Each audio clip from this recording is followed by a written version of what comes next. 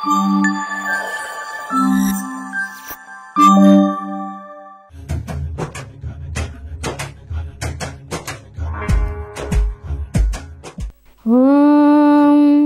శుక్లాంబరధరం విష్ణుం శశివర్ణం చతుర్భుజం ప్రసన్నవదనం ధ్యాయే సర్వవిఘ్నోపశాంతయే. ఓం శ్రీమాత్రే నమః. ఓం గణపతే నమః. అందరికీ కూడా నూతన సంవత్సర ఆంగ్ల సంవత్సర నామ శుభాకాంక్షలు. నూతన సంవత్సరంలో ఈ 2025 జనవరి నుంచి డిసెంబర్ వరకు ద్వాదశ రాశుల వారికి ఏ విధంగా ఉండబోతోంది, ఆ యొక్క శుభ ఫలితాలు ఏమిటి, శుభయోగాలు ఏమిటి అనే విషయాన్ని ఇప్పుడు మనం ప్రస్తావించుకుందాం. ఓం శ్రీమాత్రే నమః.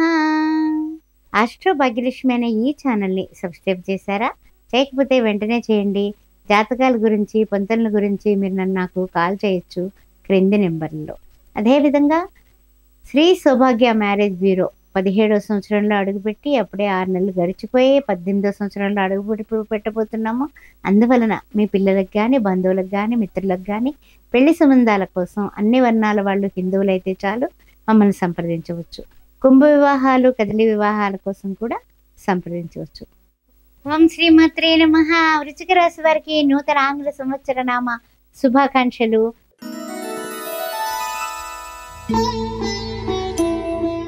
ఆ తర్వాత చూసినట్లయితే జనవరి నెల నుంచి డిసెంబర్ నెల వరకు 2025 సంవత్సరం ఏ విధంగా ఉండబోతుందో తెలుసుకుందాం మరి. ఓం శ్రీమాత్రే నమః. సర్వమంగళ మాంగళ్యే శివే సర్వార్థ సాధకే శరణ్యే త్రయంబకే గౌరీ నారాయణి నమోస్తుతే. ఓం శ్రీమాత్రే నమః. జనవరి మాసం కొంచెం ఏమిటంటే కనుక ఇంటా బయట కూడా కాస్తంత ఆశాజనకంగా ఉందా అంటే కనుక అటు ఇటుగానే ఉందని చెప్పొచ్చు. సహకారం ఏంటంటే కనుక వీళ్ళు సాయం చేస్తారనుకున్న వాళ్ళు మనకి హ్యాండ్ ఇస్తూ ఉంటారు. వీళ్ళు ఎలాగా భగవంతుడా అనుకుంటే ఏదో దారి నుంచి మొత్తం మీద ముందుకు పెడతాం. అదేవిధంగా కొంచెం భాగస్వామి వ్యవహారం మాత్రం బ్రహ్మాండంగా కలిసి వస్తుంది. మీ వ్యాపారం మాత్రం అద్భుతంగా కలిసి వస్తుంది. అనవసరమైన పట్టుదలకి పోకండి. అంటే ఏమిటి, ఇది ఈ విధంగా ఉంటేనే నేను ఓకే చెప్తాను, లేకపోతే లేదు అని ఒక స్థిరమైనటువంటి గట్టి నిర్ణయాలు తీసేసుకొని అవే పట్టు కూర్చోకుండా కొంచెం పట్టు విడుపు ఉంటే గనక ఏం పర్వాలేదు. ఇంట్లో కూడా చాలా చక్కగా సామరస్యమైనటువంటి ధోరణే కనపడుతుంది. జనవరి నెల పర్వాలేదు, ముందుకు సాగుతాం. కానీ ఏంటంటే కొన్ని విషయాల్లో గట్టి పట్టుదలకు పోతే మనకి నష్టం సుమా అనే విషయాన్ని గుర్తించండి. ఇక ఫిబ్రవరి వస్తుల్లోకి కొంచెం టెన్షన్స్, కొంచెం టైర్డ్ అయిపోవడం, తర్వాత కుటుంబంలో ఖర్చులు పెరగడం వల్ల చికాకులు, విసుగులు, తర్వాత వాహనాల దగ్గర, యంత్రాల దగ్గర పనిచేసేవాళ్ళు, వాహనాలు నడిపేవాళ్ళు, వాహనం లేని వాళ్ళు ఎవరున్నారు, అందరూ నడుపుతున్నాం. అందువల్ల చాలా జాగ్రత్తగా ఉండండి, అలర్ట్గా ఉండండి. తర్వాత పై అధికారులతో కొంచెం మీరు జాగ్రత్తగానే ఉండండి. తర్వాత ఏంటంటే కనుక బంధువులు సహాయం చేస్తారు మీకు. ఏదైనా సరే అధికారుల వలన ఏదైనా చిన్న చిన్న ఇబ్బందులు వస్తే మీ బంధువుల వలన దాని నుంచి సొల్యూషన్ దొరుకుతుంది. అదేవిధంగా మార్చి నెల కుస్తుల్లోకి ఆదాయం బాగుంది, అమ్మయ్య అనుకుంటారు, పర్వాలేదు.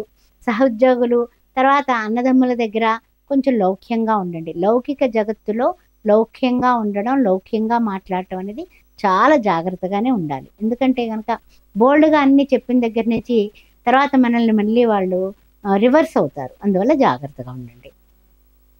విద్యార్థులారా, గోల్ రీచ్ అవుతారు.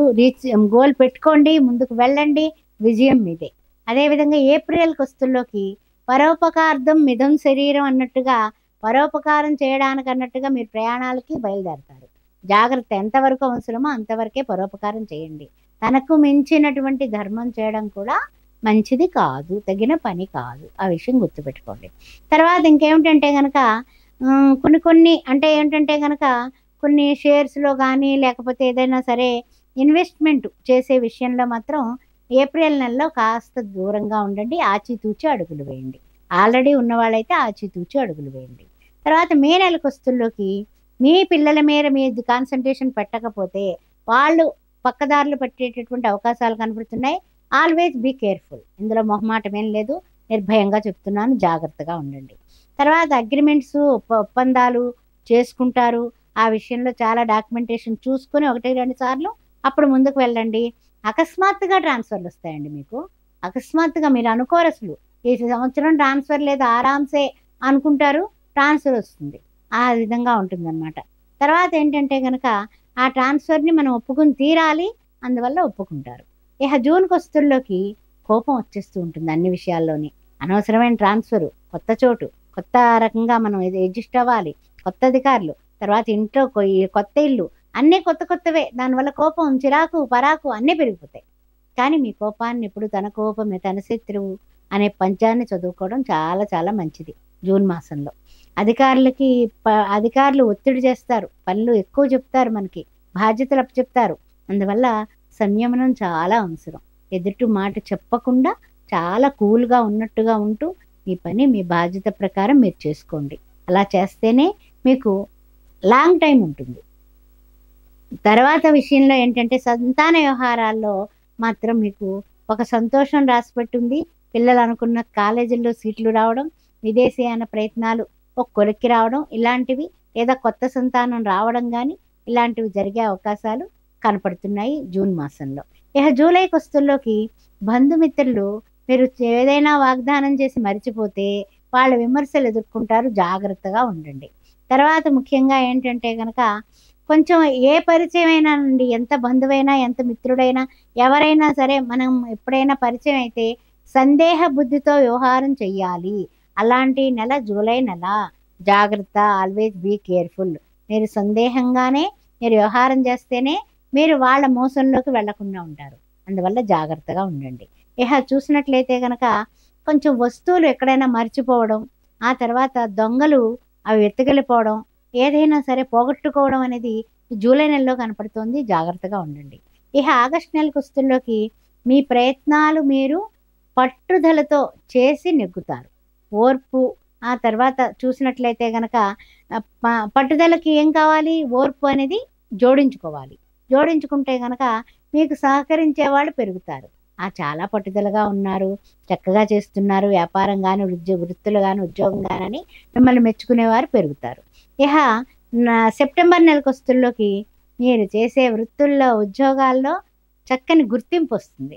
తర్వాత ఇంటా బయట కూడా గౌరవం పెరుగుతుంది. మీ మాట చెల్లుబాటుతనం అవుతుంది. మీకు తిరుగులేదు అన్నట్టుగా సెప్టెంబర్ నెల ఎక్సలెంట్ అని చెప్పొచ్చు. ఈ అక్టోబర్ కొస్తుల్లోకి వృత్తి, ఉద్యోగ, వ్యాపారాల్లో ఆదాయాలు బాగుంటాయి. నూతనమైనటువంటి పనులు కూడా కలుగుతాయి. అంటే నూతన కాంట్రాక్ట్స్ అలాంటివి రావడం, అలాంటివి కలుస్తాయి, కలిసొస్తాయి. మనం ఏదైనా కొనుగోలు చేస్తే రియల్ ఎస్టేట్ రంగం వాళ్ళు అద్భుతంగా 4 రెట్లు పెరుగుతుందనమాట. ఆ విధంగా ఉంటుంది. ఇహ నవంబర్ కొస్తుల్లోకి కోపం, ఆవేశం వీట్లి వలన కొన్ని అవకాశాలు పాడు చేసుకునే కార్యక్రమం ఉంటుంది. స్పెక్యులేషన్స్‌కు దూరంగా ఉండండి. కార్తీక మాసం కదా అనేసి పెట్టుబడులు పెట్టేయకండి. జాగ్రత్తగా ఉండండి. కొంచెం ఏదైనా కొన్ని విషయాల్లో కోపం తగ్గించుకొని, ఆవేశం తగ్గించుకొని ఆలోచించి అడుగు వేయటం చెప్పదగిన సూచన. ఇహ డిసెంబర్ కొస్తుల్లోకి ఆహార విషయంలో, నిద్ర విషయంలో క్రమశిక్షణ కావాలి. అంటే సమయానికి నిద్రపోవాలి, సమయానికి తిండి తినాలి. అది జాగ్రత్తలు తీసుకుంటే మనం ఎప్పుడూ కూడా ఎప్పుడు చెల్లించే చెల్లింపులు అప్పుడు చెల్లించేస్తే ఏ ట్యాక్స్‌లు ఎక్స్‌ట్రా పడవు. ఆ విషయం మనందరికీ తెలుసు. అందువల్ల ట్యాక్స్ వెంటనే కట్టేయండి.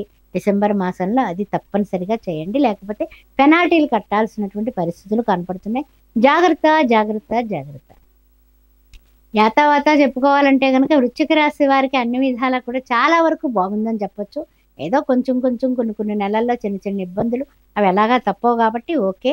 నమక పారాయణం, ఆ తర్వాత రుద్ర కవచం చదువుకోవడం, ఆ తర్వాత విశ్వేశ్వర విరూపాక్ష విశ్వరూప సదాశివ శరణం భవ భూతేశ కరుణాకర శంకర శివశంభో మహాదేవ విశ్వేశ్వర మరవల్లభ అని ఆ యొక్క ఈశ్వరుణ్ణి సోమవారం పూట అభిషేకం చేయించుకుని ఆ నమక చమక పారాయణతో మీరు ఈశ్వరుడి దగ్గర ఈశ్వరుని సేవించినట్లయితే అద్భుతంగా ఉంటుంది. మీకు ఈశ్వరుడే, మీకు పరమేశ్వరుడే ఈ సంవత్సరం అంతా దిక్కు.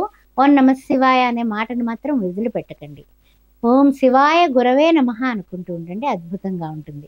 పిల్ల పాపలతో ఆయురారోగ్యాలతో అష్టైశ్వర్యాలతో ఆనందంగా ఉండాలని మనస్ఫూర్తిగా కోరుకుంటూ ఓం శ్రీ మాత్రే నమః. నూతన ఆంగ్ల సంవత్సర శుభాకాంక్షలు. మీ భాగ్యలక్ష్మి.